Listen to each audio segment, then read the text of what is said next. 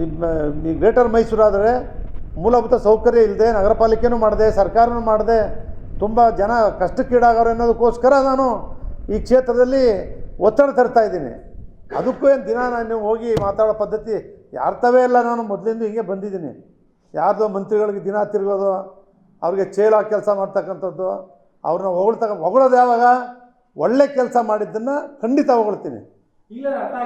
ಯಾರು ನಮ್ಮ ಕ್ಷೇತ್ರಕ್ಕೆ, ರಾಜ್ಯಕ್ಕೆ ಒಳ್ಳೆ ಕೆಲಸ ಮಾಡಿದವ್ರನ್ನ ಮಾಡಿದ್ದಾರೆ ಅನ್ನೋ ಒಳ್ಳೆ ಕೆಲಸನ ಒಳ್ಳೇದು ಮಾಡಿದ್ದಾರೆ ಅಂತಲೇ ಹೇಳ್ತೀನಿ.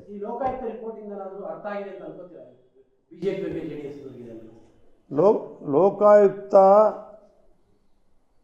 ಇದು ಪ್ರಾರಂಭ ಮಾಡಿದ್ದೆ ಭಾರತೀಯ ಜನತಾ ಪಕ್ಷದ ಸರ್ಕಾರ ಅಲ್ವಾ?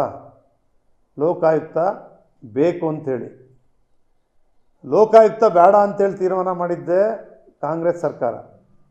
ACB ಮಾಡಬೇಕು ಅಂಥೇಳಿ ಮಾಡಿದ್ದು. ಆದರೆ ಈ ರಾಜ್ಯದ ಜನ, ಈ ದೇಶ ಬಯಸಿದ್ದು ಲೋಕಾಯುಕ್ತ. 2025ರ ಮಹಾಶಿವರಾತ್ರಿಗೆ ಸ್ವಾಗತ. ಈ ರಾತ್ರಿಯನ್ನ ಧ್ಯಾನದಲ್ಲಿ ತನ್ಮಯರಾಗುವ ಅನುಭವವಾಗಿಸಲಿದ್ದೀವಿ. ಸಂಗೀತ, ನೃತ್ಯ, ಧ್ಯಾನ ಮತ್ತು ಉತ್ಸವಗಳಿಂದ ಕೂಡಿದ ರಾತ್ರಿ. ಇದು ನನ್ನ ಹಾರೈಕೆ ಮತ್ತು ಆಶೀರ್ವಾದ. ಇದು ಕೇವಲ ಜಾಗರಣೆಯ ರಾತ್ರಿಯಾಗದೆ ನಿಜ ಜಾಗೃತಿಯ ರಾತ್ರಿಯಾಗಬೇಕು. ಎಲ್ಲಕ್ಕಿಂತ ಹೆಚ್ಚಾಗಿ ಈ ಮಹಾಶಿವರಾತ್ರಿಯಂದು ಶಿವನ ಸಂಘದಲ್ಲಿರಿ. ಅತ್ಯುತ್ತಮವಾಗಿ ಭ್ರಷ್ಟಾಚಾರ, ಅನ್ಯಾಯ ನಡೀತಕ್ಕಂಥದ್ದನ್ನು ಎತ್ತಿಡಿತಾರೆ ಅಂತಕ್ಕಂಥದ್ದನ್ನು ಮಾಡ್ತಾ ಇದೆ ಅಂತಕ್ಕಂಥದ್ದನ್ನು ಅವ್ರು ಮಾಡಿ ತೋರಿಸ್ಕೊಂಡು ಬರ್ತಿದ್ದಾರೆ.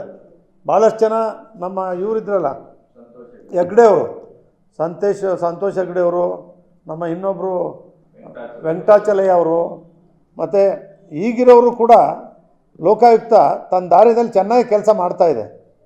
ಲೋಕಾಯುಕ್ತ ಉತ್ತಮವಾಗಿ ಕೆಲಸ ಮಾಡ್ತಿದ್ದಾರೆ. ಅವ್ರು ವರದಿ ಕೊಟ್ಟಿದ್ದಾರೆ. ನಮ್ಮ ಈಗಲಾದರೂ ಕೂಡ ಬರೀ ಸಿದ್ದರಾಮಯ್ಯವ್ರನ್ನ ಹೇಳಲ್ಲ ನಾನು, ಬರೀ ಮುಖ್ಯಮಂತ್ರಿದು ಅಷ್ಟೇ ಅಲ್ಲ, ಬೇರೆ ಯಾರು ಜವಾಬ್ದಾರಿಯುತ ಸ್ಥಾನದಲ್ಲಿ ಕೆಲಸ ಮಾಡ್ತಕ್ಕಂಥವ್ರ ಬಗ್ಗೆ ನೀವು ಅವ್ರನ್ನ ಈ ಜನಗಳ ಮನಸ್ಸಲ್ಲಿ ಅವ್ರನ್ನ ಭಾಳ ಭ್ರಷ್ಟಾಚಾರಿ ಅಂತೇಳಿ ಬಿಂಬಿಸ್ತಕ್ಕಂಥದ್ದನ್ನು ಮಾಡುವ ಮೂಲಕ ಕೆಲಸ ಮಾಡೋರಿಗೆ ಉತ್ಸಾಹ ಕೊಡ್ತಕ್ಕಂಥದ್ದು, ಸ್ಫೂರ್ತಿ, ಒಳ್ಳೆ ಕೆಲಸ ಮಾಡಿದಿರಿ ಅನ್ನೋದಕ್ಕೆ ಸ್ಫೂರ್ತಿ ತುಂಬಬೇಕು.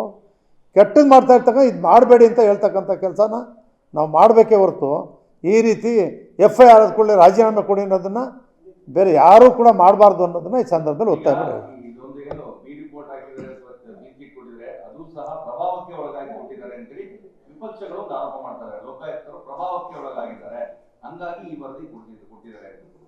ಪ್ರಭಾವಕ್ಕೊಳಗಾಗಿ ಕೊಟ್ಟಿದ್ದಾರೆ ಅಂತ ಏನು ಹೇಳ್ತಾರೆ? ಈಗ ನ್ಯಾಯಾಲಯದಲ್ಲೂ ಇದೆಯಲ್ಲ, ತೀರ್ಪು ಬರುತ್ತಲ್ಲ, ಗೊತ್ತಾಗಲಿ.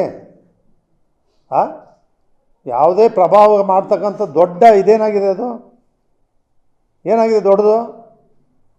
ಜಮೀನು ತಗೊಂಡಿದ್ದಾನೆ, ಪ್ರೋಸೆಸ್ ತಪ್ಪಾಗಿರ್ಬೋದು, ಸೈಟು ಇನ್ನೊಂದು ಜಾಗದಲ್ಲಿ ಕೊಡ್ಬೋದು, ಈ ಜಾಗದಲ್ಲಿ ಕೊಟ್ಟಿರ್ಬೋದು, ವಿತ್ಡ್ರಾ ಮಾಡಿ ವಾಪಸ್ಸೇ ಕೊಟ್ಬಿಟ್ಟಿದ್ದಾರೆ. ಮೊದಲೇ ಕೊಡಬೇಕಿತ್ತು, ಲೇಟಾಗಿ ಕೊಟ್ಟವ್ರೆ. ಏನು ಭಾರಿ ಯಾವುದಾದವ್ರೆ ಅವ್ರ ಹೆಂಡತಿ ಹೆಸರಿಗೆ ಅವ್ರ ತಮ್ಮ ಬರೆದಿದ್ದ, ಎಲ್ರಿಗೂ ಗೊತ್ತು. ಅಮ್ಮ ಪಾರ್ವತಮ್ಮ ಅನ್ನೋದು ನಾನೇ ಹೇಳಿದೆ ಓಪನ್ ಆಗಿ. ನಾವು 25 ವರ್ಷ ಇದ್ದರೂ ಅವರೊಂದು ಹಬ್ಬದ ಕಾರ್ಯಕ್ರಮ ಅಲ್ಲಿ ಯಾವುದಕ್ಕೂ ಈಚೆ ಬಂದವರಲ್ಲ. ಈ ಬಾರಿ ವರ್ಣ ಚುನಾವಣೆಗೆ ಬಂದಿದ್ರೆ ನಂಗೆ ಗೊತ್ತಿಲ್ಲ. ಅದು ಅವ್ರು ಯಾವತ್ತೂ ಕೂಡ ಮುಖ್ಯಮಂತ್ರಿಗಳ ಜೊತೆಯಲ್ಲಿ ಒಂದೇ ಒಂದು ಕಾರ್ಯಕ್ರಮದಲ್ಲೂ ಕೂಡ ಯಾರು ಮುಖ್ಯಮಂತ್ರಿಗಳಾಗಿ ಇತ್ತೀಚಿನ ಕಾಲದಲ್ಲಿ ಜೊತೆಯಲ್ಲಿ ಅವ್ರ ಪತ್ನಿ ಕರ್ಕೊಂಡೇ ಹೋಗ್ತಾರೆ. ಅವರು ಯಾವತ್ತೂ ಕೂಡ ಈಚೆಗೂ ಬಂದವರಲ್ಲ, ವ್ಯವಹಾರಗಳಂತೂ ಮಾಡಿದವರೇ ಇಲ್ಲ. ಮಲ್ಲಿಕಾರ್ಜುನ ಅಂತೂ ಭಾರಿ ವ್ಯವಹಾರ ಮಾಡಿದವನಲ್ಲ ಅವನು. ಹಿಂದೆ ಇದೆಲ್ಲ ಒಂದು 10 ಎಕರೆ ಮಾಡಿದ್ನೋ, 15 ಎಕರೆ ಮಾಡಿದ್ನೋ, 20 ಎಕರೆ ಮಾಡ್ತಿದ್ದಂತೂ ಗೊತ್ತು ನನಗೆ. ಅವನೊಂದಷ್ಟು ಜಮೀನು ತೆಗೆದು ಮಾಡ್ತೀನಿ ಅಂತ ಮಾಡ್ತಿದ್ದಂತೂ ಗೊತ್ತು ನನಗೆ.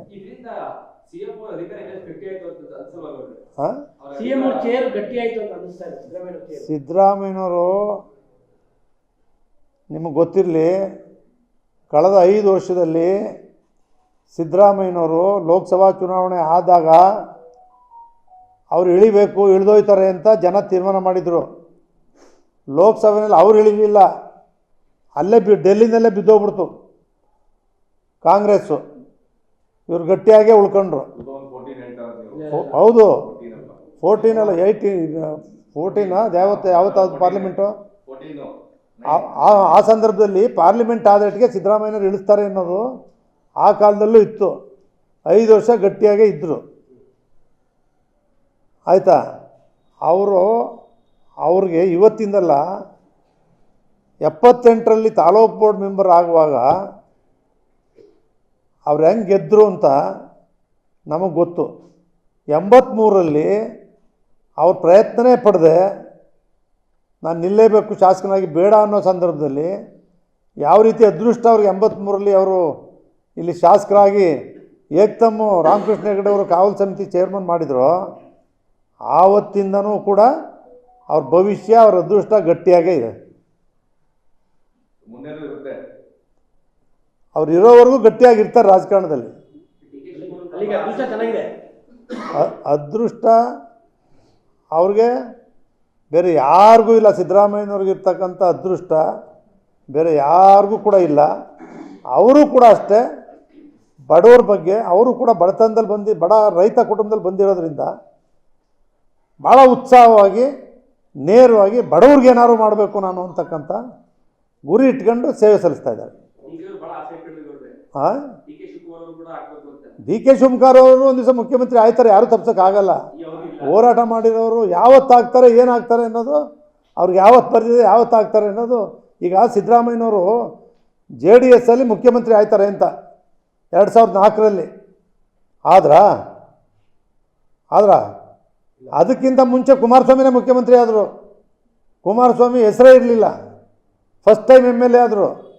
ಸಿದ್ದರಾಮಯ್ಯನವರು ಆವತ್ತಿಂದ ಮುಖ್ಯಮಂತ್ರಿ ಆಯ್ತಾರೆ ಅಂತ ಏನು ಬಂದಿದ್ರು JH ಪಟೇಲ್ರಾದಾಗ, ಅದಾದಮೇಲೆ 2004ರಲ್ಲಿ ಅವರೇ ಮುಖ್ಯಮಂತ್ರಿ ಅಂತ ನಾವೇ ಕೂಗಿದ ಭಾಷಣ ಮಾಡಿದೋ. ಧರ್ಮಸಿಂಗ್ ಆದರು, ಅವ್ರು ಆಗಲೇ ಇಲ್ಲ. ಅದಕ್ಕಿಂತ ಮುಂಚೆ ಕುಮಾರಸ್ವಾಮಿನೇ ಮುಖ್ಯಮಂತ್ರಿ ಆದರು. ಲಕ್ಕು ಅದೃಷ್ಟ ಅವ್ರಿಗೆ ಹೊಡಿತು, ಇವರು ಆಗಲಿಲ್ಲ. ಆಮೇಲೆ ವಿರೋಧ ಪಕ್ಷದ ನಾಯಕರಾದರು, ವಿರೋಧ ಪಕ್ಷದ ನಾಯಕರೂ ಆಗಿದ್ದಾರೆ, ಮುಖ್ಯಮಂತ್ರಿನೂ ಆಗಿದ್ದಾರೆ, JDS ಪಕ್ಷದ ಅಧ್ಯಕ್ಷರೂ ಆಗಿದ್ದಾರೆ. ಯಾವುದಿಲ್ಲ, ಎಷ್ಟು ಇಲಾಖೆಗಳಿದ್ದಾವೆ ಅಷ್ಟು ಇಲಾಖೆಗಳ ಮಂತ್ರಿಗಳು ಆಗ ಅನುಭವನೂ ಇತ್ತು.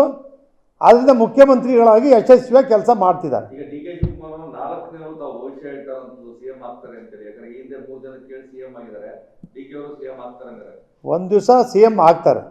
ಯಾವತ್ತಾಗ್ತಾರೆ ಏನಾಗ್ತಾರೆ ಗೊತ್ತಿಲ್ಲ.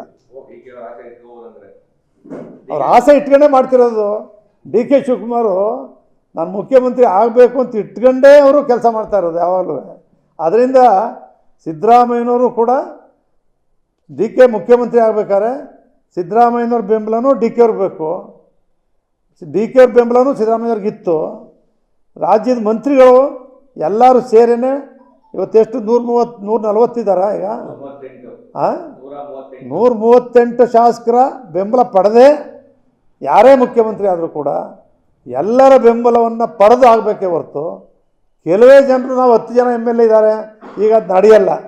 ಯಾಕೆ 140 ಜನ ಇರುವಾಗ ಅವ್ರು ಯಾರು ಸರ್ಕಾರನೂ ತೆಗಿಯೋಕ್ಕೂ ಆಗಲ್ಲ. ಆದ್ದರಿಂದ ಕಾಂಗ್ರೆಸ್ ಸರ್ಕಾರ 5 ವರ್ಷ ಗಟ್ಟಿಯಾಗಿರುತ್ತೆ. ಕಾಂಗ್ರೆಸ್ ಸರ್ಕಾರ ಬಿದ್ದು ಹೋಯ್ತದೆ. ಸಿದ್ದರಾಮಯ್ಯನವರು ಇವತ್ತು ರಾಜೀನಾಮೆ ಕೊಟ್ಬಿಡ್ತಾರೆ. ಎಲ್ಲ ಜನ ಕೇಳಿ ಕೇಳಿ ಕೇಳಿ ಅವರೇ ಬಿಟ್ಬಿಟ್ಟಿದ್ದಾರೆ. ಈಗ ಇವರು ಹೇಳಿ ಹೇಳಿ ಇವರು ಸುಸ್ತಾಗಿದ್ದಾರೆ. ಸುಸ್ತಾಗಿಲ್ಲ.